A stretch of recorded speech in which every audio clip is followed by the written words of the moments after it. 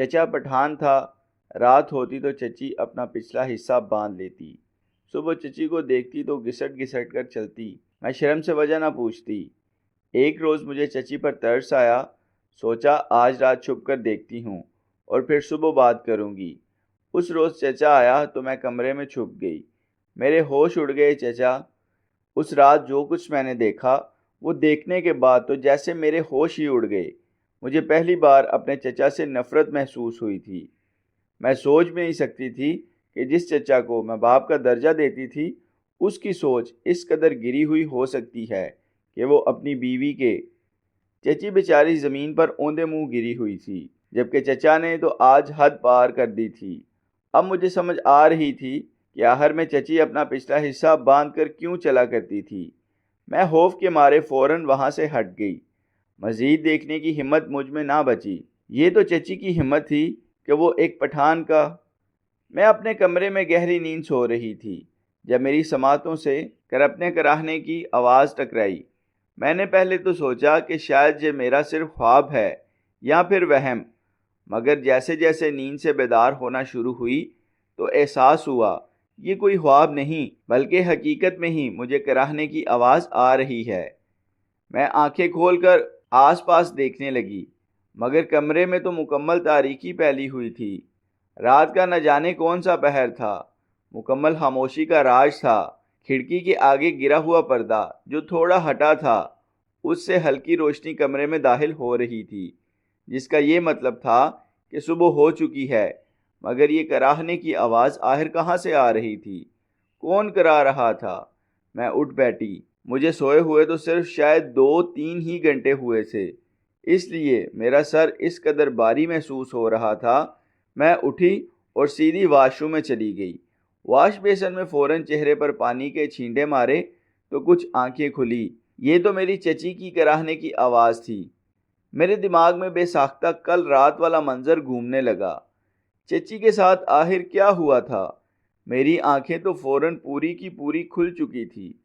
ایسے لگتا تھا جیسے ایک سیکنڈ میں ہی میری ساری نیند آنکھوں سے اڑن چھو ہو چکی ہے۔ میں فوراً اپنے کمرے سے نکل کر باہر لاؤنج میں آئی تو میں ٹھٹک کر رہ گئی۔ میری چچی کمرے کے دروازے کے پاس کھڑی تھی اور دروازے کے سہارے کھڑی کرا رہی تھی۔ چچی کی حالت دیکھ کر مجھے تشویش سی ہونے لگی۔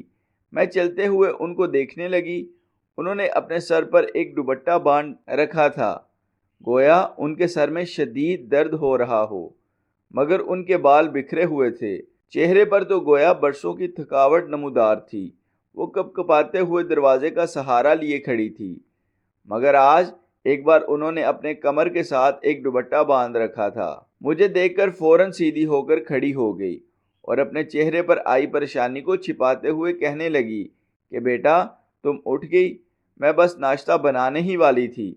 وہ دراصل تمہارے چچا مجھ سے رات گئے تک باتیں کرتے رہتے ہیں تو پھر صبح آنکھ ہی نہیں کھلتی، جبکہ میں حیرانگی سے ان کو دیکھ رہی تھی۔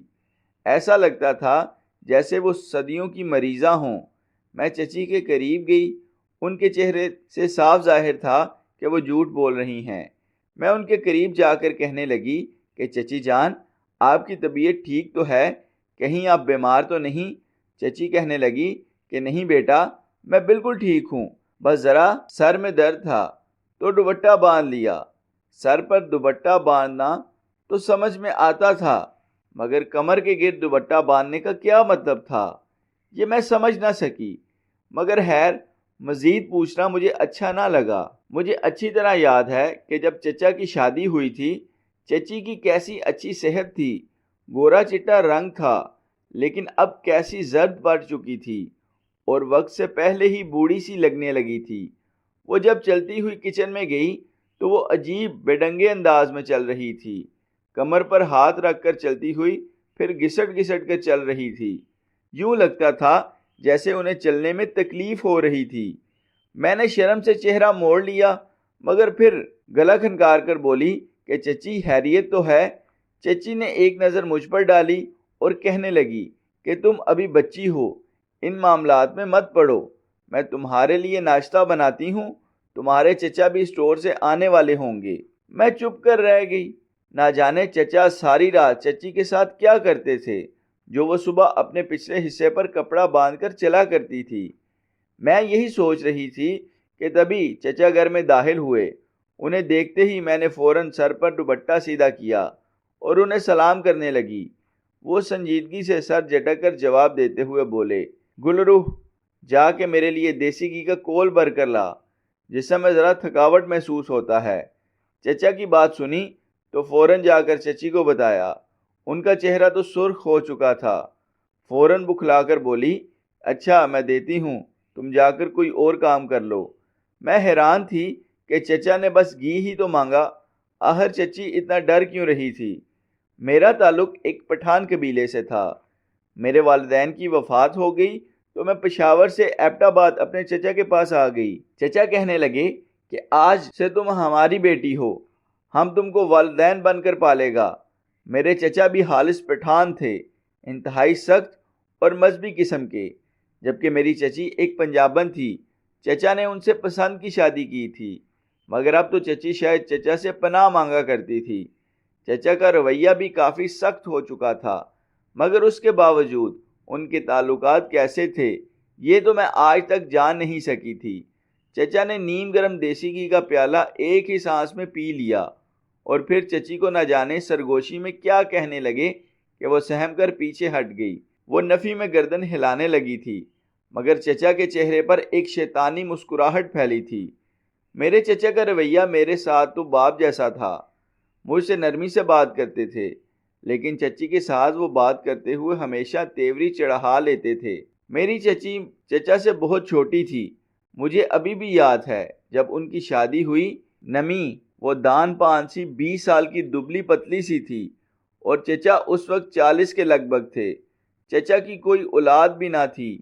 ایک بار میں نے چچی سے پوچھا بھی کہ ان کی کوئی اولاد کیوں نہیں ہے۔ میری بات پر ان کے آنسو بہنے لگے تھے۔ کہنے لگے، تیرے چچا کو پسند نہیں۔ میں سوچ میں پڑ گئی تھی کہ چچا کو کیوں اولاد پسند نہیں۔ جب امی نے یہ بتایا تھا کہ چچا چچی کی محبت کی شادی ہے اور وہ چچی کو بھگا لائے ہیں، تو مجھے یہ سن کر چچی سے ملنے کا بڑا اشتیاق تھا۔ ہم سب چچا کی شادی کے لیے گئے تھے، لیکن اس وقت بھی چچی کی رنگت اڑی ہوئی تھی۔ بار بار یہی کہہ رہی تھی کہ مجھے بھاگ کے شادی نہیں کرنی تھی۔ میرے گھر والے یہ صدمہ برداشت نہیں کر سکتے۔ پھر میں نے باتوں باتوں میں یہ بھی سنا تھا کہ چچا بندوق دکھا کر انہیں اپنے ساتھ لائے ہیں۔ اس وقت ابا کی اور چچا کی بڑی بحث ہوئی تھی، لیکن چچا کے غصے کے سامنے سب ہی چپ ہو گئے تھے۔ چچا کی شادی ہو گئی، مگر شادی کی اگلی صبح چچی بہت رو رہی تھی۔ اس کے بعد ہم پشاور واپس چلے گئے تھے، لیکن آج جب وقت مجھے ہمیشہ کے لیے یہاں لے آیا تھا، میں پریشان سی ہو گئی تھی۔ میرے دل میں دن بدن تجسس بڑھتا ہی چلا جا رہا تھا۔ اس رات جب میں اپنے کمرے میں سونے کے لیے لیٹی تو کچھ ہی دیر میں آنکھ لگ گئی۔ آدھی رات کو پیاس کی وجہ سے آنکھ کھل گئی۔ کمرے میں پانی موجود نہ تھا، اس لیے جب اٹھ کر کچن کی جانب جانے لگی تو چچی کے کمرے سے عجیب و غریب آوازیں آ رہی تھی۔ چچی دبی دبی آواز میں کرا رہی تھی، جبکہ چچا ہانپتے ہوئے خالص پشتو میں نہ جانے ان سے کیا کہہ رہے تھے۔ ہاں، میں بھی پٹھان تھی، مگر چونکہ پشاور شہر میں پلی بڑی تھی، اس لیے پشتو سے زیادہ مجھے اردو میں مہارت حاصل تھی۔ چچا جانے چچی کے ساتھ ایسا کیا کر رہے تھے کہ وہ کرا رہی تھی۔ میرا جسم تو جرجری لے کر رہ گیا، چہرہ سرخ ہونے لگا۔ میاں بیوی کے کمرے کے باہر کھڑے رہنا اچھی بات تو نہیں تھی، مگر نہ جانے کیوں مجھے لگا جیسے کچھ تو ہے جو ٹھیک نہیں ہو رہا تھا۔ خیر صبح ہوئی تو چچی ایک بار پھر کمر کے پچھلے حصے پر کپڑا باندھے ہوئے چل رہی تھی۔ آج تو اس کی حالت کل سے بھی زیادہ خراب تھی۔ صاف لگتا تھا کہ جیسے وہ بے حد بیمار ہو۔ ان سے تو چلنا بھی دوبر ہو رہا تھا۔ شرم کے مارے کچھ پوچھ بھی نہیں سکتی تھی، کہیں میرا پوچھنا چچی کو برا نہ لگ جائے۔ دل میں عجیب و غریب سے وسوسے آ رہے تھے، مگر چاہ کر بھی چچی سے دریافت نہیں کر سکتی تھی۔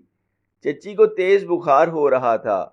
میں نے جب چچا کو بتایا تو وہ سرسری سے انداز میں کہنے لگے، ایسی حالت میں اکثر ہو جاتا ہے، اس کو عادت نہیں ہے نا، اس لیے نازک کلی بنا پھر رہا ہے۔ تم کو اس کا درد نظر آ گیا، مگر جو تکلیف مجھے ہوئی وہ تم کو اب میں کیسے بتاؤں؟ چچا سنجیدگی سے کہتا ہوا چچی پر نظر ڈالتے ہوئے وہاں سے جا چکا تھا، جبکہ میں شرم سے سر جھکائے بیٹھی رہ گئی۔ مجھے تو ویسے بھی چچا سے بہت شرم آتی تھی، جبکہ چچی کے ساتھ بھی ایک حد تک ہی بات کیا کرتی۔ نہ جانے ان کی بات کا کیا مطلب تھا، میں کچھ بھی سمجھ نہیں پا رہی تھی۔ چچا کچھ تو غلط کر رہے تھے چچی کے ساتھ، تبھی تو ان کی طبیعت اس حد تک بگڑتی چلی جا رہی تھی۔ یہ دونوں تو کہیں سے بھی خوشحال جوڑی نہیں لگتے تھے۔ چچی کی طبیعت اس قدر خراب تھی، مگر اس کے باوجود ہر صبح چچی کے کراہنے کی آواز میں ارہی ہوتی تھی۔ کئی بار تو وہ رو بھی پڑتی تھی۔ میں شرم اور خوف سے اپنے کمرے میں ہی دبک کر بیٹھی رہتی کہ کہیں چچا مجھے مداخلت کرتا دیکھ کر غصے میں آ کر میرے ساتھ بھی وہ سب نہ کر دیں جو وہ چچی کے ساتھ۔ بہرحال مجھے اب چچی پر ترس آنے لگا تھا۔ جو بھی تھا، چچا اب ان کے ساتھ ناانصافی کر رہے تھے۔ وہ ان کی بیوی تھی، انہیں ان کا خیال رکھنا چاہیے تھا۔ یہی سوچتے ہوئے میں فکر مند سی ہونے لگی۔ اگلے روز صبح کے وقت میرے کمرے کے دروازے پر دستک ہوئی تو میں بکھلا کر اٹھی۔ دروازے پر چچا کھڑے تھے۔ میرے تو انہیں دیکھ کر رونگٹے کھڑے ہو گئے۔ وہ کہنے لگا، گلرخ تمہاری چچی بیمار ہے، آج تم ہم کو ناشتہ بنا دے گا، اسٹور کے لیے دیر ہو رہا ہے۔ میں سمجھتے ہوئے بولی کہ چچی کو کیا ہوا چچا جان؟ وہ نظریں چرا کر بولے، کچھ نہیں، بس پنجابن ہے نا تو پٹھان کا غصہ دے کر بے ہوش ہو جاتا ہے۔ چچا کیا بات کر رہے تھے؟ مجھے کچھ سمجھ ہی نہ آیا۔ عجیب پہیلیوں میں الجھا کر رکھ دیا گیا تھا۔ میں نے چچا کو ناشتہ دے کر روانہ کیا اور پھر فوراً چچی کے کمرے میں آ گئی۔ جو منظر مجھے دکھائی دیا وہ دیکھ کر میرے تو ہوش اڑ چکے تھے۔ چچی بستر کے ساتھ فرش پر گری پڑی تھی۔ ان کے چہرے پر تو عجیب لال لال نشان پڑے تھے۔ وہ بے سدھ سی نیم بے ہوش گری تھی۔ میں ان کے قریب گئی، ان کو اٹھانے لگی۔ ان کا وجود آگ کی طرح جل رہا تھا۔ نیم بے ہوشی میں ہی وہ جو الفاظ ادا کر رہی تھی وہ سن کر میں شرم سے پانی پانی ہو گئی۔ مجھے سمجھ نہ آئی کہ آخر کیا جواب دوں۔ چچی بخار کی حالت میں وہ سب بتا چکی تھی، جسے سننے کے بعد میرا وجود کانپ گیا۔ میں نے اس روز چچی کا بھرپور خیال رکھا۔ مجھے ان پر شدید ترس آیا تھا، مگر تب تک یقین نہیں کر سکتی تھی جب تک اپنی آنکھوں سے سب کچھ ہوتا ہوا نہ دیکھ لوں۔ پٹھان گرم مزاج تو ہوتے ہیں، انہیں کب کہاں غصہ آ جائے کوئی علم نہیں ہوتا، مگر میرے چچا تو سب کے سردار نکلے تھے۔ بیچاری چچی۔ بہرحال اس رات جب چچا گھر آئے تو میں کھانا کھا کر جلدی سونے کا بہانہ کرتے ہوئے کمرے میں چلی آئی اور جا کر چچا کے کمرے میں الماری میں بیٹھ کر چھپ گئی۔ میں آج یہ پتہ لگانا چاہتی تھی کہ میرا شک ٹھیک ہے یا میں بلا وجہ ہی غلط سوچ رہی ہوں۔ ایسا کرنا غلط تھا، مگر یہ چچی کی زندگی کا سوال تھا۔ مجھے ڈر بھی تھا کہ کہیں چچا الماری کھول کر دیکھ لیا تو۔ سوچ کر ہی جرجری لے کر رہ گئی۔ کچھ دیری آگے وہ کافی سنجیدہ لگ رہے تھے۔ ان کی آنکھوں میں تو جیسے خون اترا ہوا تھا۔ وہ چچی کے قریب گئے اور انہیں پیروں کی ٹھوکر مار کر کہنے لگے، تو کیسے ایسے سو سکتا ہے؟ پہلے تم میرے سوال کا جواب دے گا، اس کے بعد ہم تم کو سونے دے گا۔ چچی کتنی ہی دیر کچھ نہ بولی۔ وہ رونے لگی تھی اور شاید بے حد تک تھک چکی تھی۔ میں فوراً اٹھ کر بیٹھی اور چچا کے سامنے ہاتھ جوڑ کر کہنے لگی کہ میں جھوٹ نہیں بول رہی، وہی بتایا جو سچ تھا۔ ایسا کچھ بھی نہیں ہے جیسا آپ سمجھ رہے تھے۔ خدا کا واسطہ ہے، مجھے بخش دیں، میں مزید نہیں سہ سکوں گی۔ مگر چچا اسی پل چچی کو بالوں سے دبوچ کر کہنے لگے، خبردار، جو تم نے جھوٹ بولا، ہم کو شعیب فروٹ والا نے سب کچھ سچ سچ بتا دیا تھا۔ وہ چشمدید گواہ ہے کہ تم ہمارے جانے کے بعد اس نوید کو اشارے کرتے اس کے ساتھ تمہارا تعلق ہے۔ ہم نے تم کو جان سے بھی بڑھ کر عزیز رکھا، مگر تم تو دھوکے باز نکلی۔ اب بھگتو۔ ایک پٹھان کی محبت دیکھی تھی تم نے، اب اس کی نفرت بھی دیکھو۔ وہ میری نظروں کے سامنے چچی پر تشدد کرنے لگے، مگر ایسا کرنے سے پہلے انہوں نے ان کے منہ میں کپڑا ٹھوس دیا تاکہ آواز باہر نہ جا سکے۔ چچی کو مار کھاتا دیکھ کر میرا وجود کپکپانے لگا، میں کانپنے لگی تھی۔ چچا تو ان کے کمر پر بے تحاشا تشدد کر رہے تھے۔ بیچاری چچی لوٹ پوٹ کر کہنے لگی، میری تو غلطی ہی یہ تھی کہ تم جیسے شخص سے شادی کر لی جسے اپنی بیوی سے زیادہ ایک راہ چلتے سبزی فروش کی بات پر اعتبار تھا۔ ایک بار بھی مجھ سے پوچھنے کی کوشش نہ کی کہ وہ سبزی والا آخر مجھ سے کیا کہہ رہا تھا، مگر چچا تو کچھ سننا ہی نہیں چاہتے تھے۔ کچھ دیر بعد جب چچا کمرے سے نکلے اور چچی نیم بے ہوش تھی تو موقع دیکھ کر میں کمرے سے بھاگ آئی۔ مجھے تو یقین ہی نہیں آ رہا تھا کہ چچا اس قدر کچے کانوں کے بھی ہو سکتے ہیں۔ چچی بخار میں بھی یہی بڑبڑا رہی تھی کہ انہوں نے چچا جیسے موٹی عقل کو شوہر بنا کر بہت بڑی غلطی کر دی۔ یہی کہتے تھے، جب تم مجھ سے عشق کے پیچھے لڑا سکتی ہے تو کسی اور سے بھی محبت کر سکتی ہے۔ میں سمجھ گئی تھی کہ مسئلہ کیا ہے، میرے چچا کیوں شکی تھے۔ وہ لڑکی جو 4 دن کی محبت میں برسوں کی ماں باپ کی محبت کو داؤ پر لگا دے، اسے کہیں عزت نہیں ملتی، شوہر کے گھر بھی نہیں۔ وہی شوہر اسے ساری زندگی اس 4 دن کی محبت کی سزا دیتا ہے، جیسے میرے چچا چچی کو دے رہے تھے، اور نہ جانے یہ ظلم کب تک جاری رہنے والا تھا۔ کاش کہ لڑکیاں گھر سے بھاگنے سے پہلے اس بارے میں بھی ضرور سوچا کریں۔ چچی نے چچا سے محبت کا اعتراف کیا تو اسے بندوق کی نوک پر بھگا لائے۔ کیا ضرورت تھی اس محبت جیسی مصیبت میں پھنسنے کی؟ کون سی خوشی مل گئی تھی چچی کو؟ بہرحال محبت کا یہ انجام دیکھ